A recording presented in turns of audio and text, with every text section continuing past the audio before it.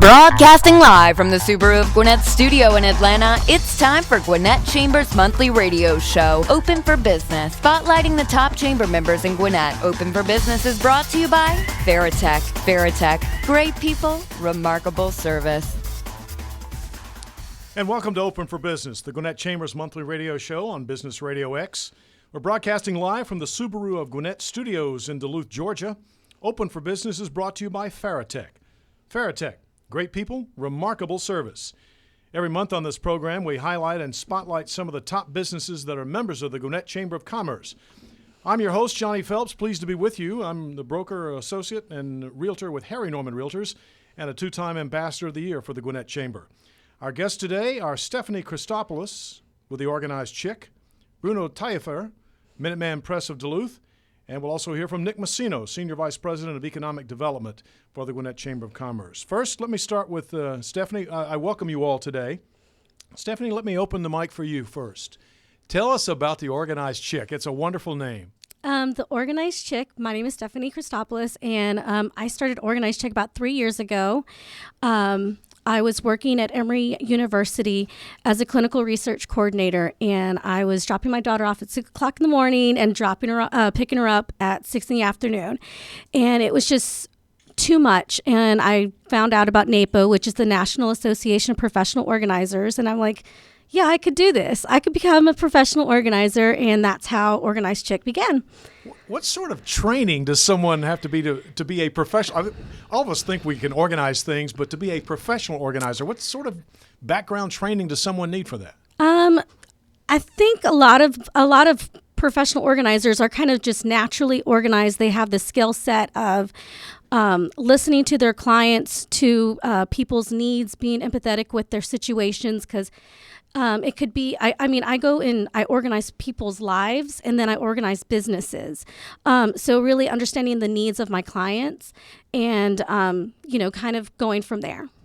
What is the benefit of an organizer to be a part of a national organization? Tell us a little bit about NAPO and what the benefit is for you and for your clients as well. Absolutely. NAPO has been around for probably over about 25 years, and there is a Georgia chapter. And what's really cool about NAPO is they're having their conference this year in Atlanta. So we're really excited about that.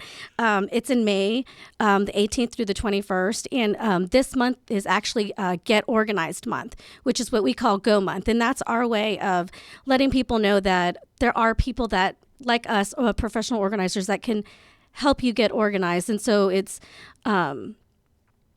getting recognition that it's a profession, and, it's not just cleaning your home, and it's not just, people, if we're kind of in between an interior designer and a home cleaner, but come with such a different skill set that is unimaginable, and I think. Have you attended one of the NAPO conferences or conventions in the past? This is actually my first one, so I'm really excited.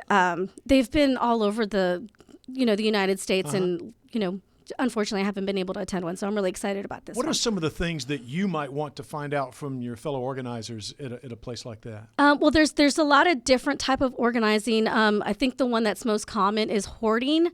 And so when people say, so you work with hoarders, I'm like, well, I could, but it's not my specialty. I prefer working with small businesses or doing a lot of residential. That's kind of my niche. But there are definitely organizers that do specialize in those type of situations. Hey, give us a little nuts and bolts here of when you have a client, where you start, how the process works for you. This is obviously more than just straightening up books on the bookshelf. Absolutely. I go in, when I do a consultation, I come in and I get an idea what your needs are. I find out, is it going to be more hands-on? Is it hands-off? Are you a out-of-sight, out-of-mind type of person? Or do you really like systems? And so we kind of just do the evaluation first, and then a lot of times, if it's a closet, I'll sometimes redesign or give you ideas of what could be added to make the space more efficient, and just go from there. How much of the process, Stephanie, is you explaining what can be done for a client and you actually doing it for the client? It just depends on the client. Okay. Because a lot of times I have some clients that are like, you're the expert, you figure it out, here's the money. And I like those, obviously. But a lot of carte blanche is good, right? But I mean, there's some clients that need a lot of hand-holding and a lot of like explaining why they're getting rid of clutter, or why it's so important to have a system in place, because obviously when you have a system in place for your business, you're going to obviously become more efficient and effective, and better, offer better quality of service. Typically, what are some of the basic things that a client might want? Professional, residential. Yes, and residential, and I'll get to business in a second. Sure. Residential. A lot of one of the main places that most families spend their time in is in their kitchen. So pantries, and just where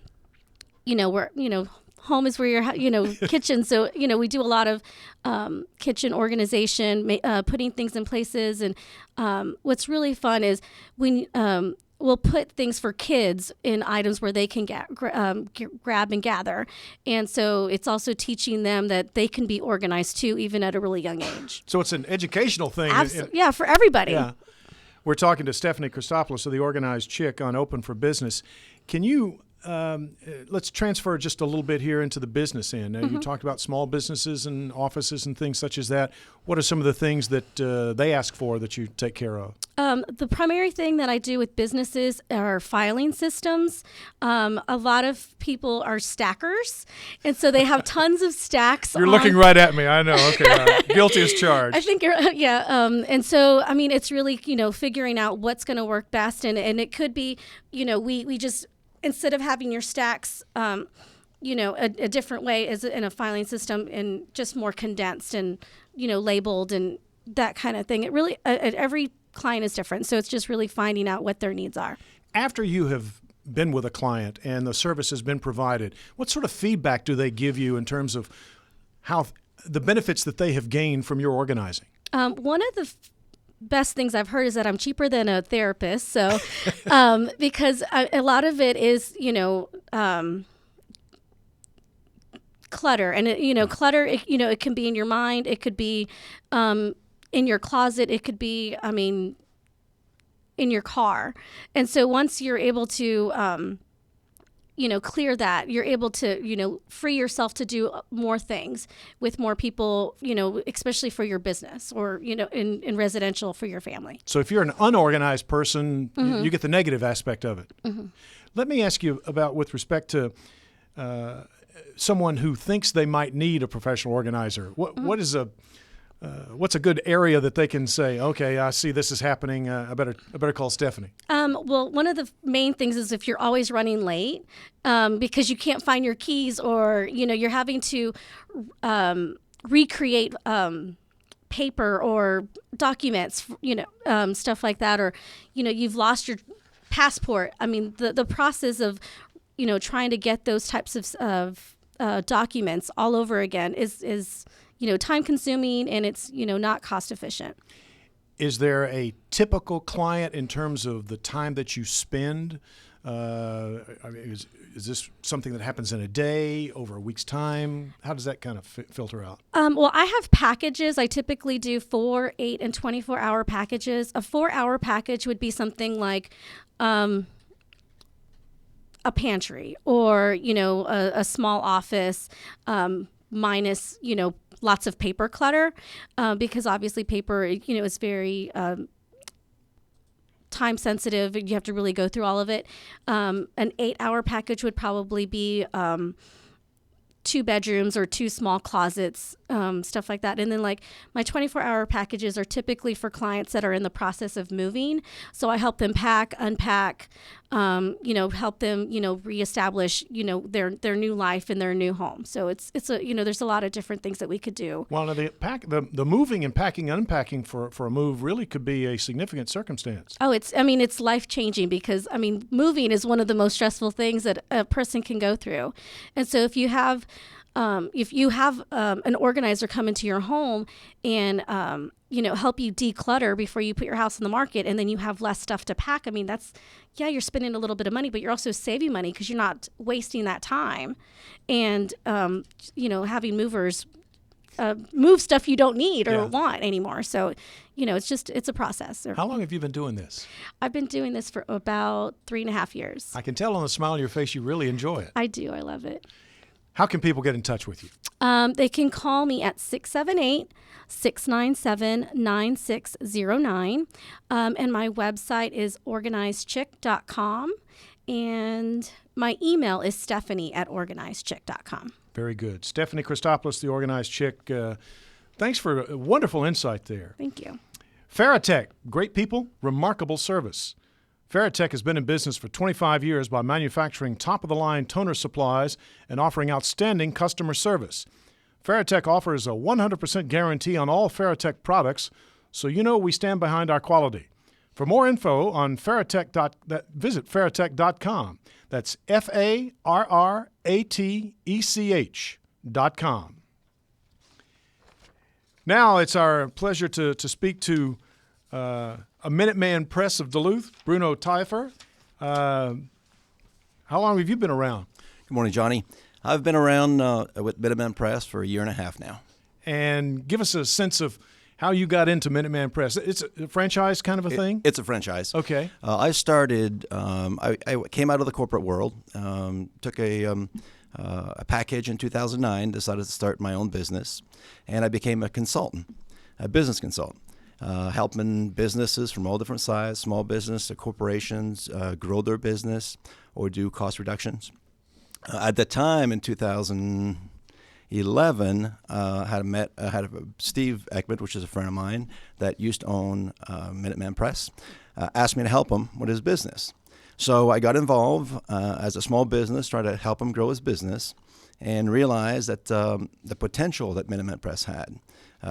There's not a whole lot of business out there that let me say 95% of the businesses I can target. I mean, everyone pretty well needs printing of some sort. So when I started helping Steve, Steve decided that's really not what he wanted to do, and I decided to, because of the potential of the business, to acquire the business and keep growing it. So how's it going? It's been great. It's been awesome. I can tell by the smile on your face you enjoy it, Yeah. and being able to enjoy what you do is so important. What are the things that you offer? What does Minuteman Press offer a client? Well, I want to be recognized as a one-stop shop. I mean, I want to help small businesses on startup. If someone has any printing needs, from business cards to forms to banners, yard signs, promotional products. If someone is starting a business, I want them to just call me, and I'll help them with all aspects of their printing.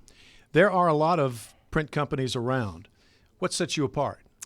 Well, there's as a franchise, there's over 900 locations of Minuteman Press, and we've got the corporate support. That's one of the big advantages of owning a franchise. Now, franchises are, obviously, the question was, you're asking me what sets us apart. Mm-hmm. It's the pickup and the delivery. Okay. I mean, it's the after service. It's if someone orders a product online. As you know, I mean, I'm not going to name any companies where they can order print from, but a lot of people think it's cheaper for me to order it online.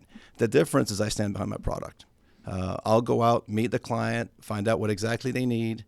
Once I'll deliver personally, make sure they're happy with it, and I stand behind my product 100%. You mentioned people ordering online. How typically do most of your clients order their product? Is it that way, or do they visit you? How does that work? It's mostly on our website, okay. And a lot of people do come into the shop. They'll come in and show us some samples. They want to see the type of paper that it'll be printed on, and then we can customize it to their needs. And your location is where? And this is a good point good time to right. mention that. We're on Venture Drive between Steve Reynolds and Pleasant Hill. Okay. Just a few minutes away. We're talking with Bruno Taillefer of Minuteman Press of Duluth. What's your target audience? Who do you try to grab? Who are you going after? Well, as I mentioned, 95% of businesses use some form of products that we provide. So I go from all aspects. I mean, from corporations to small businesses, everyone, 95% of people could use our services. the printing game seems to have changed. The digital aspect of printing is so much more. It's been a long time since Gutenberg first put out the press. What is the up-to-date aspect of printing these days that makes it so critical? Well, you mentioned this printing been for a while. I mean, the offset was the old school of printing. Now it's mostly digital. We provide both. So there's certain products that we want to do on offset based on a client wanted to match his color, like a PMS color. With offset, we can do that. With the digital, we can get close to it, but it's never be as good as offset printing. Do you have a palette that people select from and that kind of thing? The PMS colors. Yep. Okay. Yep. And in terms of what you've been able to do in the last year and a half, you growing a business. Starting a business is one thing. Growing a business is another. What aspect has that been? How's that worked for you? Well, growing the business, and thanks to the chamber. I mean, we're here on the show. It helped me out a lot. I mean, when I'm a chamber member, and through the contacts that I've made with the chamber, I was able to give you an example. I joined the 1818 Club. Met a lot of contacts through the 1818 Club. Through that, I met the owner of the team, the Georgia Swarm, and became a major sponsor for them.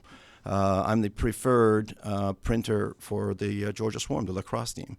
That is just one of the contacts that I've made, but I've made numerous contacts. I do most of the events that I can attend through the chamber. Growing the business to me is really through networking and word of mouth. People see the type of work that we do, and we'll refer people. Well, I think the point you're making with respect to the networking through the chamber, it's I can tell it. If only the Swarm was the only one that's worked out very well for you. I was fortunate enough to attend the first game, and Minuteman Press of Duluth is all over the arena. Right. Yeah. In terms of growth, where do you see? What sort of projections do you have? Well, for you? One of our guidelines as a franchisee owner is to hit the $1 million mark. I mean, there's the $1 million club, and I'm going to get there. I mean, it's been a year and a half, and that's my 5-year goal, and I'm hoping to hit it. Well, that's a great confidence. When you say I'm going to get there, it shows the confidence that Stephanie was portraying as well. You talked about the location. Give us the contact information, how people can get in touch with you, Bruno. Well, on my business card, I mean, whoever has my business card, there's my cell phone on there, 770-789-7705 if you want to reach me personally. The office phone is 770-476-0922.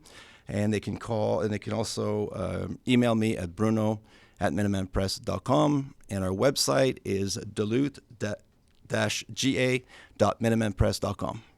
Very good. Thank you for a wonderful insight into the printing game and the marketing game as well.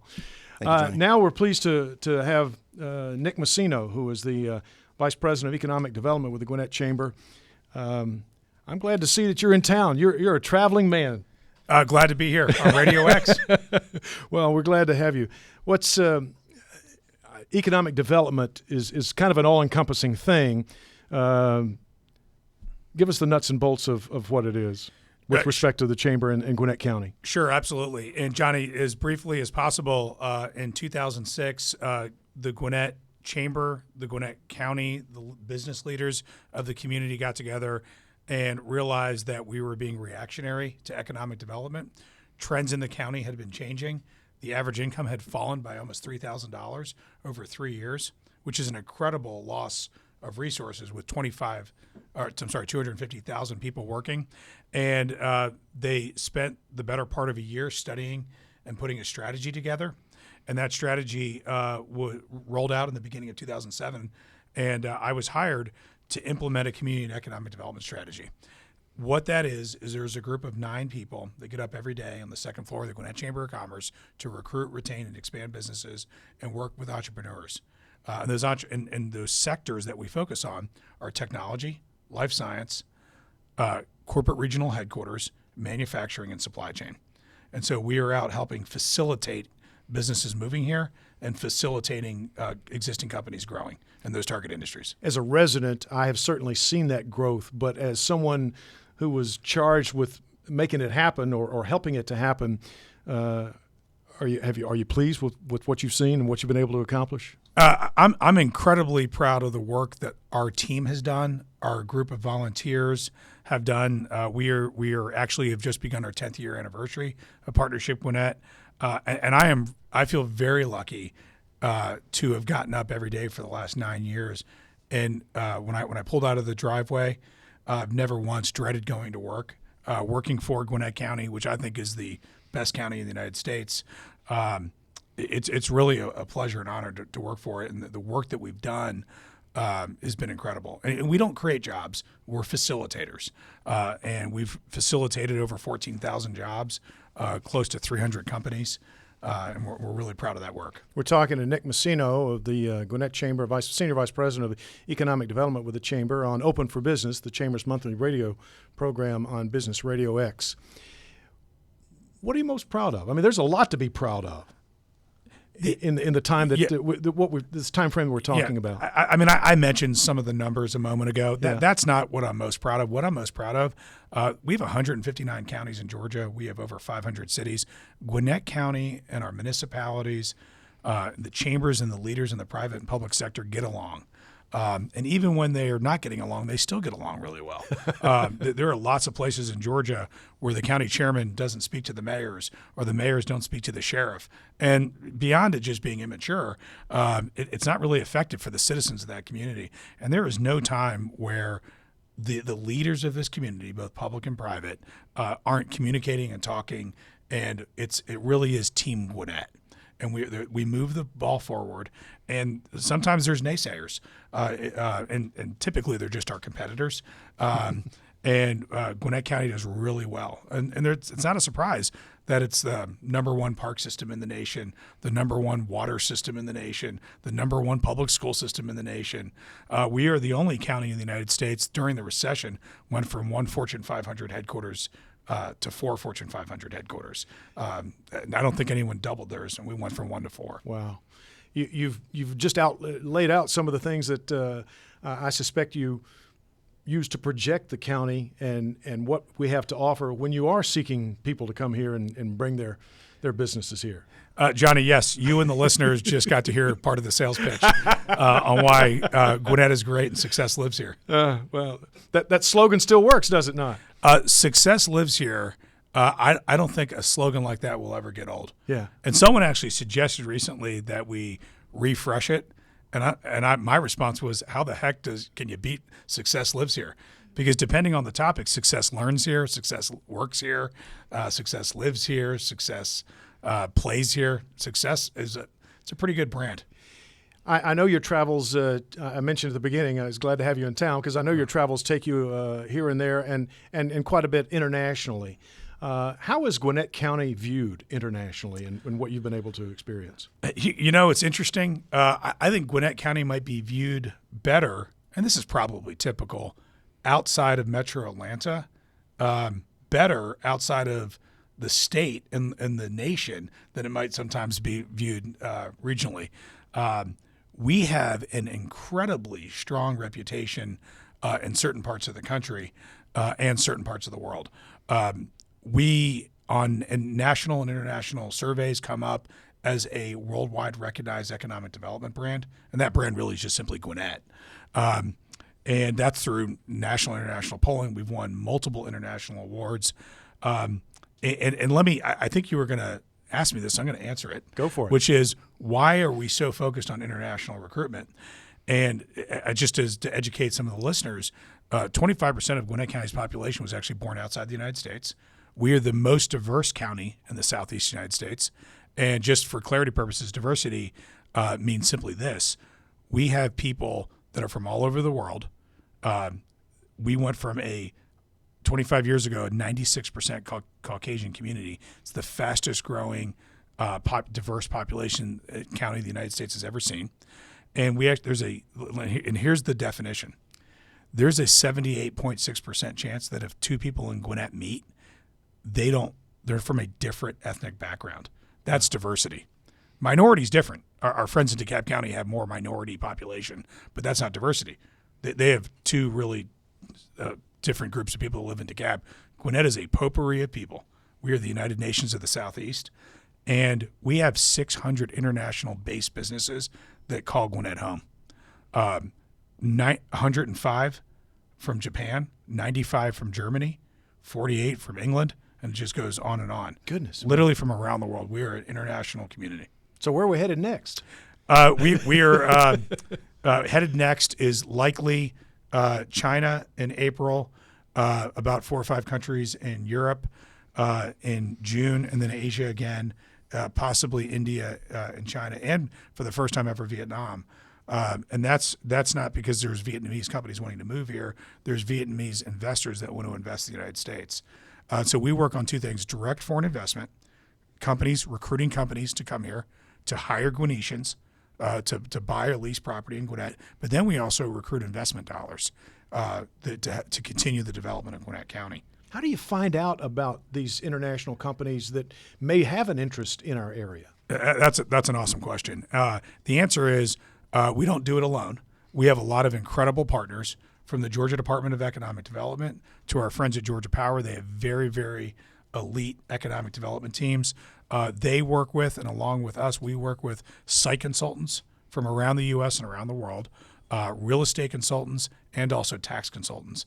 And companies hire professionals like the 2 folks on the program with me today. They're experts in their area, experts to help them find a new location. So we don't go and solicit businesses from around the world. We solicit the people that they solicit to help them. Wow, what an interesting concept. And in terms of growth and the awards that you were talking about, how far out are we projecting? Sort of what's on the books in terms of where we want to be and how far out we look at this time? Sure. Well, the short answer is I'm not an economist by any means. I just simply have a Bachelor of Arts in Communication, so I can talk. But the fact of the matter is our future is bright. We just actually finished a very strong year with 2,200 new jobs that we help facilitate. And we're what we expect this year is we will exceed that.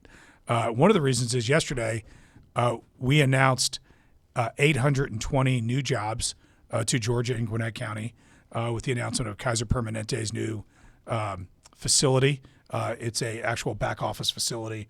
Again, 820 new jobs. We're really proud of that. So we've started off the year very, very strong. That's a great start. That's Nick Masino, Senior Vice President of Economic Development with the Gwinnett Chamber. I want to go back around the room one more time so we can make sure people get an idea of who we've talked to, and one more way of connecting. Stephanie Christopolous, the Organized Chick. One more time, give us your contact information, how people can get in touch with you. Stephanie Christopolous, 678-697-9609. OrganizedChick.com or Stephanie@OrganizedChick.com. As a chamber member, what have you seen in terms of what's your chamber membership done for you in the time you've been along? It has been amazing. I recently joined back in May of 2015, and I've also joined the Young Professionals group. And I'm actually in the inaugural class Bravo. for Young Professionals Leadership Institute. So I'm really excited about that, and I think it's great, all the things that the Gwinnett Chamber is offering to young professionals and, professionals alike. So, Bruno Taillefer of the Minuteman Press in Duluth. What's your contact information once again, please? Email bruno@minutemanpress.com. Phone number at the office 770-476-0922. And the website address is duluth-ga.minutemanpress.com. You mentioned in your opening comments about your chamber involvement with the 1818 Club as well as the membership. It continues to be a benefit, I suspect. Absolutely. As I mentioned, networking is a big part of growing the business, working well for me, and I recommend it to anybody else that is thinking about it. And Nick Masino, Senior Vice President of Economic Development of the Chamber. Your passport's almost full for this month, but February and March, you indicate you got some work to be done. Yes, I actually had to last year pay to have more pages put in my passport. Did you indeed? Yes, I didn't know that was a thing. But if any company was interested in locating, expanding to Gwinnett County, or an existing company would like assistance in actual expanding in place, GwinnettChamberEconomicDevelopment.com. Wonderful. Thank you all for being with us today. Most enlightening. You've made it good for me. It's my first opportunity to be your host. And we want to thank you for joining us on Open for Business, the Gwinnett Chamber's monthly radio show on Business Radio X. Open for Business is brought to you by FarraTech. FarraTech, great people, remarkable service. Don't forget, we broadcast live on the fourth Friday of every month at 11:30 in the morning. But you can listen to us any of our shows anytime by visiting GwinnettBusinessRadio.com. And all of our shows are also available on iTunes. Till next time, I'm Johnny Phelps of Harry Norman Realtors. Make it a great day.